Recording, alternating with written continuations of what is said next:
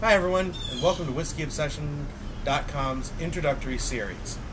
This series of videos is going to be all about tasting, sampling, ordering, decantering whiskeys. It's everything the newcomer to the whiskey world needs to know. Contrary to the popular belief, whiskey is not done in a straight shot. I know, in college we threw it back, and John Wayne taught us that you take your shot glass and you whip it back and feel it and it's good. But that's not how you properly taste and enjoy the spirit. First and foremost, when it comes to tasting, you need a few things. Obviously, you need your whiskey, which we have decanted here, and you need a glass. And a proper tasting glass is going to have a stem. Maybe small, maybe tall, can be a wine glass, can be a sherry glass. I prefer a snifter. And what that does is it keeps your hands away from the whiskey. It keeps you from warming the whiskey. You want the whiskey at room temperature. So, that's important to know, and make sure you have the right glass for the tasting. Now, to start with, what we do is we're going to take just a very little bit of whiskey. Very little. A little splash. We're going to whip it around the glass. We really want to coat the glass. And what that's going to do is it's going to help aerate and leave the nuances of its scent throughout the glass. And then literally just throw it out. Then we're going to pour pretty generous, about 1 ounce. And that's good for a tasting. It's not something you would sit and enjoy. Believe it or not, when you're going to pour to enjoy, you're going to pour about 2 ounces. So, as you can see, I'm not touching where the whiskey is. I lifted the glass so I could get a hold of it by its base. Now I'm going to move the whiskey around. And it's okay. It can splash, it can slosh, it can swirl, you can turn it on its side. And again, you're just finishing that coating. You want the rim, you want the lip of the glass to stay very clean and really untouched. And the first step, and this is a 3-step process when it comes to nosing your whiskey. And you want to stop inhaling when you get the alcohol vapors entering your nostrils. So that was your first movement there. Now your second time around, you're going to roll from nostril to nostril, left to right, right to left, however you prefer. And you're still going to get that vapor, and as soon as you get the nasally burn, you want to pull away from the whiskey. And then the final step is, nose in the whole way.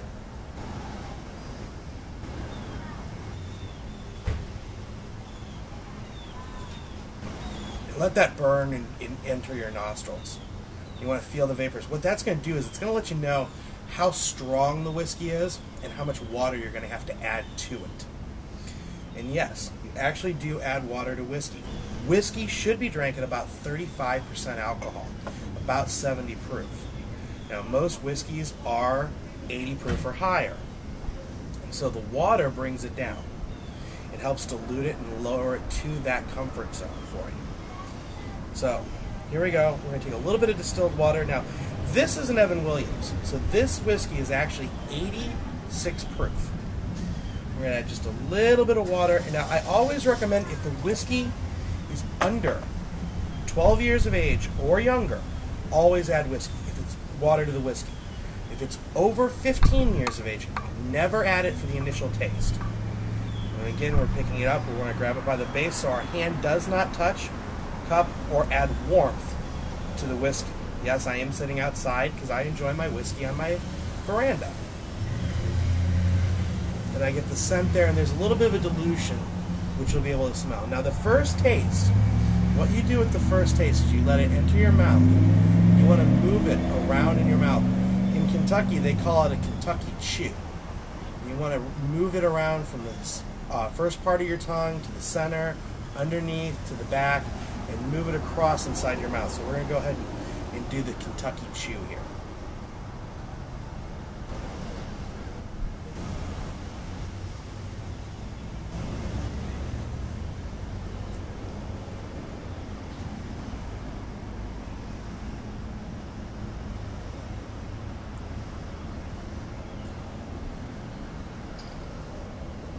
You're getting a series of complex flavors when you do this.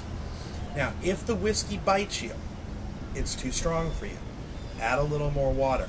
Distilled water or standing still water. Never use ice. It will mask the flavors of the whiskey. The other thing you do when you're doing your chew is you breathe in a little bit through pursed lips. So it's kind of like this.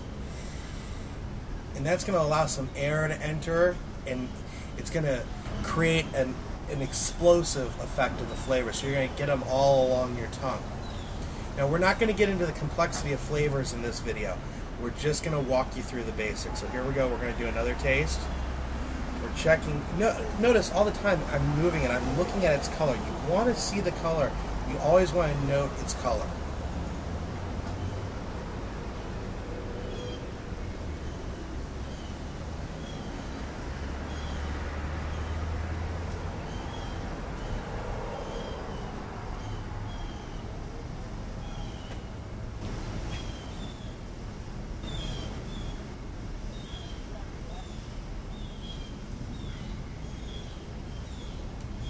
Warming sensation as it comes down through your chest.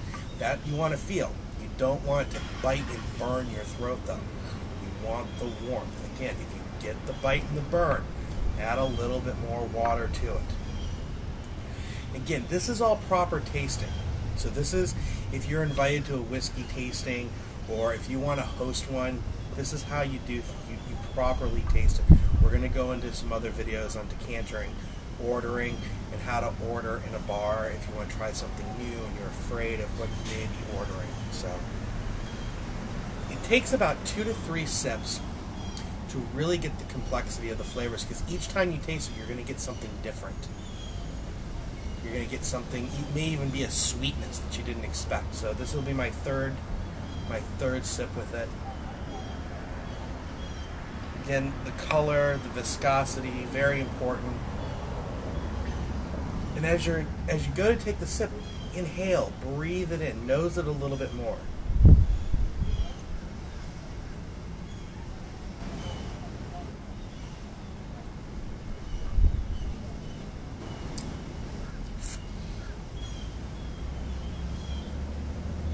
Take note to yourself how it opens in the glass, how it opens in your mouth. All of these complexities are going to give you an idea of what you're looking for in that flavor. They're always going to have a bit of a caramel taste, and that's fine. It's got a caramel color, but you want to look for the presence of its woods, whether it's oak or however it's cast. We do a lot of bourbons on this website, so it's a lot of oak casting and aging, charring flavors. So. And then with the last little bit, if you want to go John Wayne on it, whip it back, you're more than welcome to, but again, I like to sit and enjoy the last little bit. So. Let's go over a few more of the do's and don'ts, starting with the don'ts. Somebody offers you a taste in a shot glass, you don't throw it in your mouth and wisp it around. Always take the time to smell. Okay? It's not a straight shot. It's an enjoyable drink. A proper glass has a tulip shape to it. It's a snifter, a sherry glass.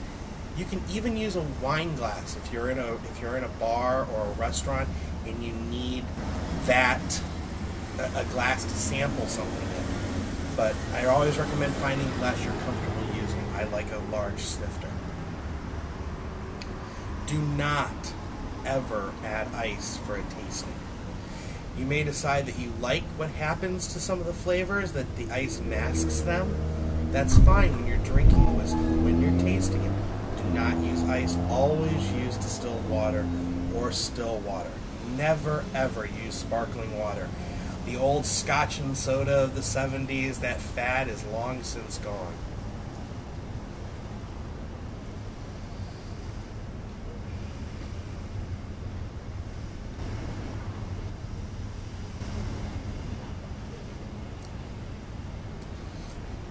You see in movies all the time, people hold their glasses like this.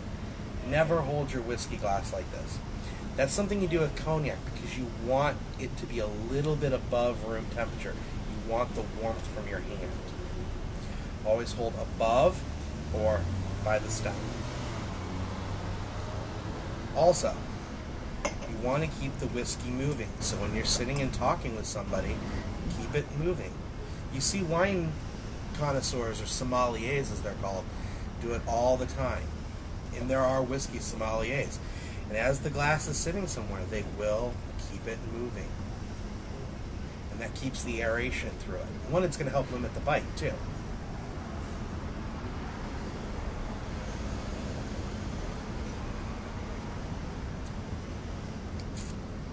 I'm Justin Dillon. Thank you for watching, and enjoy your whiskey.